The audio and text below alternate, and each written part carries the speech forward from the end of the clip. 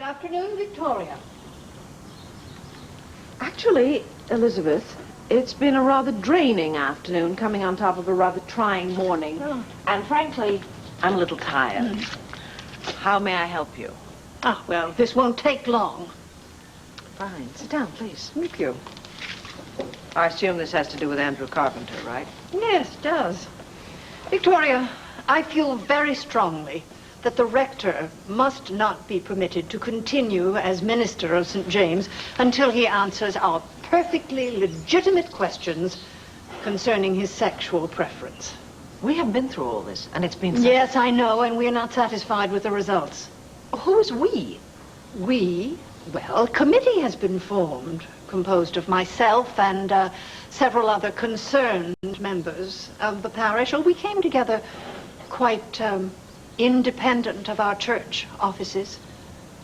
We're going directly to Bishop Graham on this matter.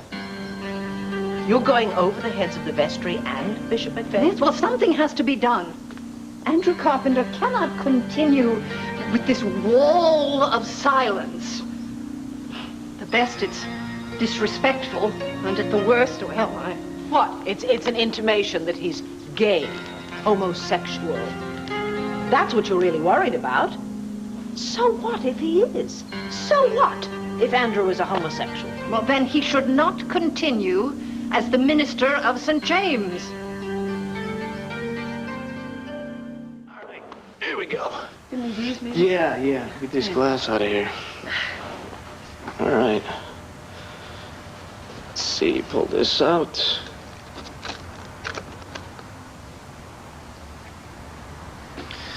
There we go. Look at that, see? Even does windows. I'm gonna wash my hands. I'll be right back.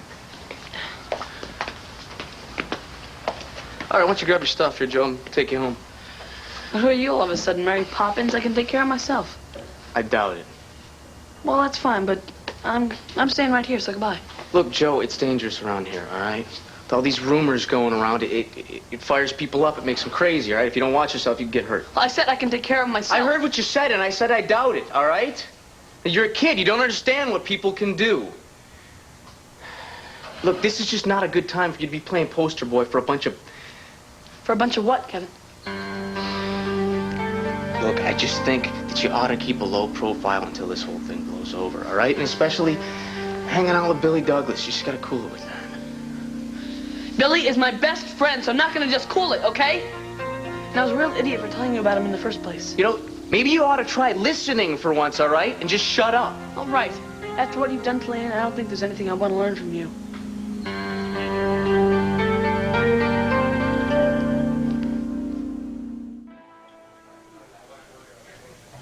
You're not drinking your milkshake. Yes, I am. Is it good? Yeah, it's great. Are you still planning to go to the Founders Day dance? I don't know. You tell me. Okay, Billy. I know something's wrong. Nothing's wrong. Or you wouldn't be speaking to me that way. But I want you to know that whatever it is, you can talk to me about it. I don't care what it is. It's not going to make me angry or scare me or disgust me. Look, Mom, I don't know what you want me to say. Just tell me the truth, Billy, like you always have. You told the vestry Reverend Carpenter never touched you. I believed you. Okay.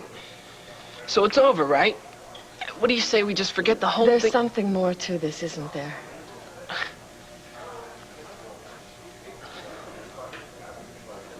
Mom, we should be going, you know. There is something else.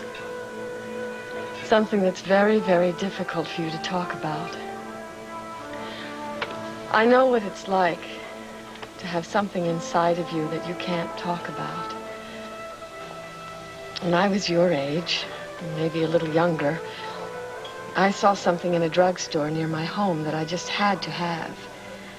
It was a makeup case, heart-shaped, with a mother-of-pearl finish. Cost about $12, which I could never have afforded. And every day after school, I would stop by and look at it until one day, I did more than just look. Well, what did you do? I took it. You stole it? Hey, Mom, I can't believe that you For just... 2 weeks, I kept it under my bed, and every night I would pull it out and look at it. And then I threw it away. Why would you do that? As much as I wanted that makeup case, I couldn't live with the fear of someone discovering that I had it, finding me out. I wish at the time I could have told someone. My mother, my father. But then you know how Nana and Granddad were.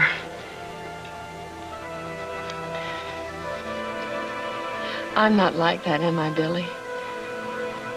You can talk to me, can't you? You wouldn't understand. Oh, don't say that. Your dad and I just want to help. Dad, what have you told Dad? What? If you just trust us, everything will be okay. No. Nothing's gonna be okay. Nothing. Billy? Billy!